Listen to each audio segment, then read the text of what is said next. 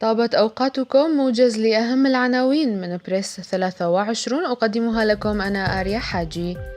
لواء أحرار الرقة يعلن انضمامه إلى قوات سوريا الديمقراطية.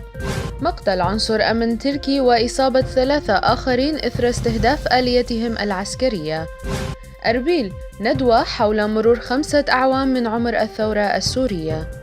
أهم ما صرح به الدكتور عبد الحكيم بشار لوسائل الإعلام حول الفيدرالية. وزير الدفاع الأمريكي: أكراد سوريا سنواصل شراكتنا معهم ونحن ممتنون لهم. المعارضة السورية تسعى للتحرك بشكل أسرع نحو المرحلة الانتقالية.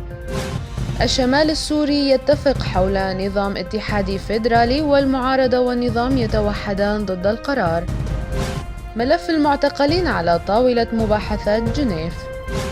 هيثم مناع ينقلب على الشريك التقليدي ويرفض فيدرالية في شمال سوريا. تجدد المعارك قرب تدمر بريف حمص الشرقي. ويمكنكم متابعة التفاصيل عبر زيارة موقعنا الإلكتروني www.press23.com.